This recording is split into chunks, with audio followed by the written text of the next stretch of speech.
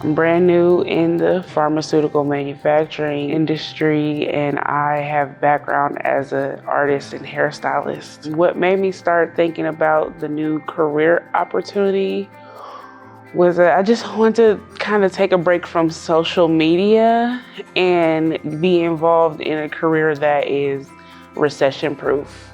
My new goals are to be in an industry where I can grow. I know that a lot of the pharmaceutical companies are coming to Columbus and Central Ohio, and it just seems like a great opportunity to grow and expand.